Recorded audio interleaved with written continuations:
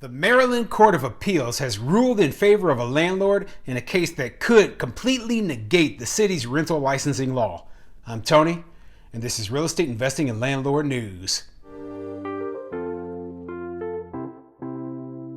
All right, so I have a couple of interesting articles for you today, and the first one is going to be going over this case that a landlord won in the state of Maryland against the city of Baltimore and their licensing law. So basically, the landlord wanted to not renew the tenant's lease at the end of the lease period and essentially evicting them. But they were unable to do so because they didn't have a rental license. Now, the city of Baltimore requires that all landlords who are operating legally, of course, to have a rental property license. So they wouldn't allow the eviction to go through because this landlord in particular did not have that license.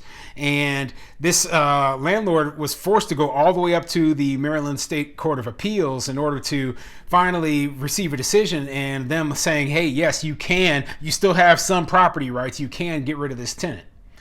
Now, the second article I have today, and it's not specifically about landlords, but it is about debt collectors, right? And so now debt collectors are going to be able to reach out to the people who owe them money via social media. And I think this is a pretty interesting thing to happen. And, let's see if landlords are included in, the debt collectors and if we can reach out as well. But before I get into these two articles, go ahead, hit the like and subscribe button, maybe leave a comment down below and let me know what you think, okay? Does your city, do they have their own rental licensing law? Okay, like I know here in Omaha, I had to register all of my rental properties. I didn't have to get a license to operate mine. I could have registered the properties and and it would have been registered, but it wouldn't have been a license.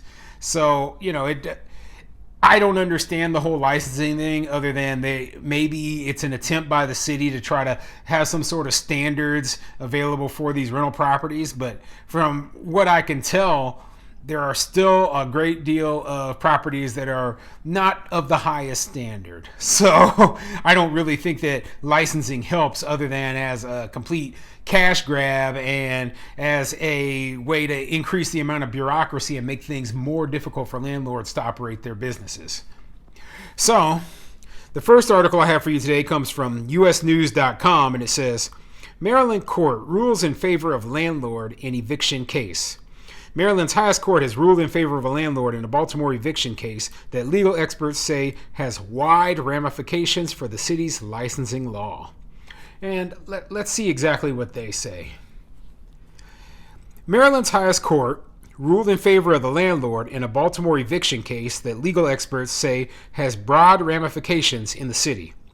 The Baltimore Sun reports the Maryland Court of Appeals ruled in a 5-2 decision that the landlord of Baltimore's copycat building can evict tenants without a rental license. The building's owner relied on tenant holding over court to remove residents from the property due to state and federal restrictions on some evictions as a result of the pandemic. The alternative legal route enables a landlord to remove a tenant whose lease has expired without having to provide a reason, such as failure to pay rent, for not extending or renewing the lease. Yeah, so this is a method that landlords were using here in Omaha during the eviction moratorium, the CDC's eviction moratorium, to be able to get rid of tenants. So if a tenant had in place a 1-year lease, at the end of that 1 year, the landlord just chose, I don't want to renew it. Okay, so that tenant probably, if you're not going to renew the lease, you have good reason. And the tenant not paying rent for 9, 10, 12 months is good reason, in my opinion. So this landlord was trying to remove the tenant using this method and was told that, hey, you can't do that. You can't evict these tenants.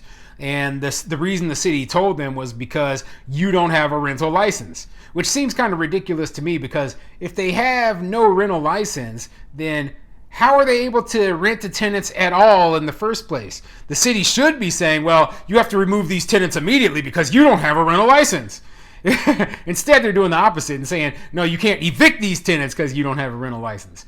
Yeah, it's kind of ridiculous. Okay, so I don't quite understand the logic behind the city in this scenario.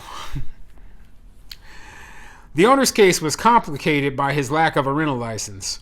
Under city law, landlords can't charge or collect rent without licenses. The court's majority said even unlicensed property owners have certain rights.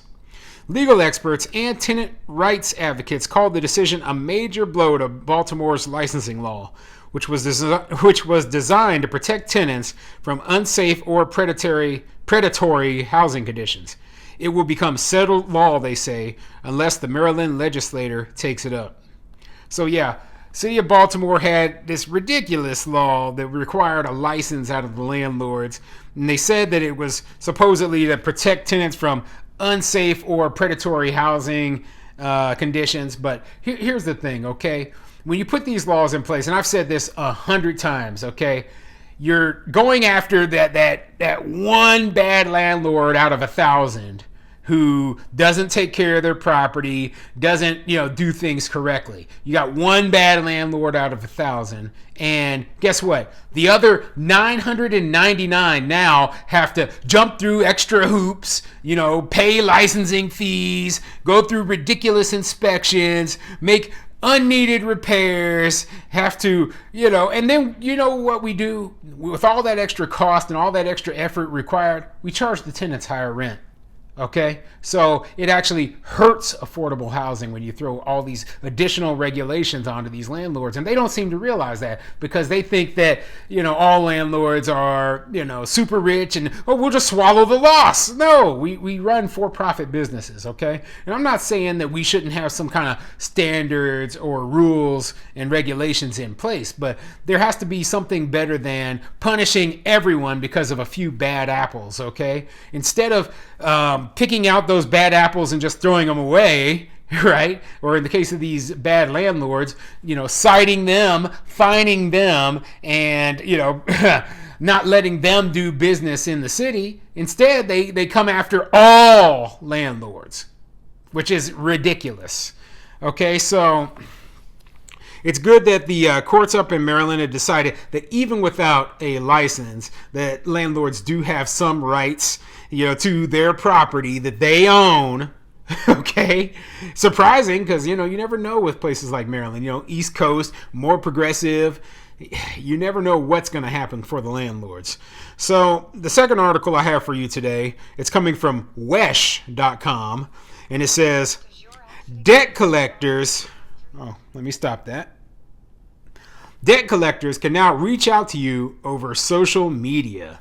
Yeah, I know there's a lot of landlords out there who are owed money by their tenants. Okay, now some of them they never got paid for the money that they were owed during the eviction moratorium, and they just they've sent they've sued their tenants, they've won their court cases, and now they're trying to find them. Right? Well, if you've got their social media account, their Facebook, Instagram, what other things, Snapchat.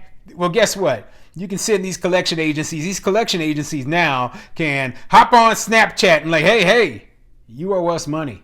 Where's the money? What are you doing here on Snapchat? Where's the money? Okay, I know it sounds ridiculous, but sometimes you got to do what you got to do to get paid. Okay, so let's get into it. From emails to private messages to friends on social media, we send all sorts of messages from our computers. Now debt collectors can send a reminder in that private social media inbox. If you're trying to avoid a debt collector, not to check the mailbox. Not to check your voicemail. And so oftentimes, social media is your last escape, if you will. Holly Salmons, CEO from the local Better Business Bureau, said. A new law allows debt collectors to reach out to you on social media platforms if you have an unpaid debt. The message will not be placed where anyone else can see it.